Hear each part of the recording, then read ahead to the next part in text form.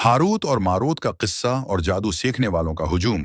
अल्लाह ताली ने यहूद की दो फरिश्तों हारूत और मारूत को पैरों फ़कीरों के भेस में नाजिल फरमाकर आजमाइश फरमाई, और इस आजमाइश से मकसद ये था कि आया अभी तक यहूद के अजहान से जादू और टूने की अकीदत और मोहब्बत ज़ाइल हुई है या नहीं।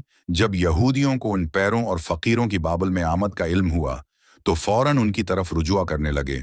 उन फरिश्तों को यह हुक्म दिया गया कि अगर तुम्हारे पास कोई शख्स ये जादू और टूने सीखने आए तो पहले उसको अच्छी तरह खबरदार कर देना कि ये एक कुफ्र का काम है और हम महज तुम्हारे इम्तिहान के लिए आए हैं, लिहाजा तुम कुफ्र का अर्तिकाब मत करो। फिर भी अगर कोई सीखने पर इसरार करे तो उसे सिखा देना, चनाचा जो लोग भी उनके पास जादू सीखने आते फरिश्ते उसे पूरी तरह मुतनब्बा कर देते, लेकिन वो इस कुफ्र के काम से बाज न आते और सीखने पर इसरार करते, और ऐसे टूने टूट के सीखने वालों के उन फरिश्तों के यहाँ ठुठ लगे रहते थे। जादू के जरिया मियाँ बीवी में जदाई डालना। तरफा तमाशा ये कि इन सीखने वालों में से अक्सरियत ऐसे लोगों की थी जो ऐसा अमल सीखना चाहते थे जिससे मियाँ बीवी के दरमियान जदाई हो जाए, और फिर वो बीवी इस सीखने वाले पर आशिक हो जाए, और मियाँ बीवी के दरमियान जदाई डाल देना ही सोसाइटी का सबसे बड़ा मफसदा है। चनाचा हदीस में आया है कि अबलीस समंदर में अपने तख्त पर बैठा रहता है और अपने चीलों और चांटों को मुल्क में फसाद पैदा करने और लोगों को गमराह करने के लिए रोजाना भेजता रहता है। शाम को ये सब इकट्ठे होकर इबलीस के हुजूर अपने अपने कारनामे बयान करते हैं। कोई कहता है कि मैंने फिल्लां फितना खड़ा किया, और कोई कहता है कि मैंने फिल्लां शर बप्पा किया, मगर अबलीस उन्हें कुछ अहमियत नहीं देता और कहता है कि तूने कुछ नहीं किया।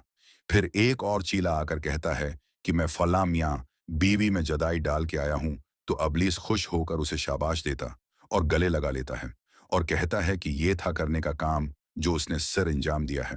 मुस्लिम किताब सफल मुनाफिकीन बाब तहरीश शैतान व बौसा सराया लफ्तना नास अल्ख।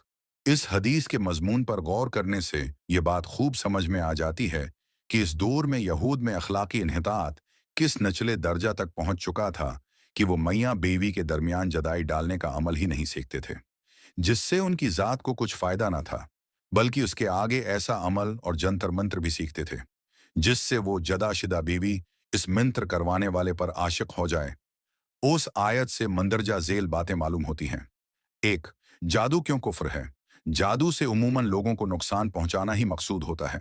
किसी के भले के लिए कभी कोई जादू नहीं करता और न ही कोई करवाता है।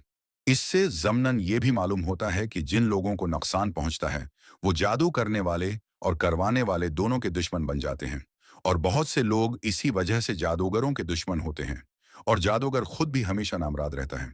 जैसा कि एक दूसरे मकाम पर अल्लाह ताली ने फरमाया, आयत वला युफ्लिहु साहिरु हैसु अता 20 ता 2।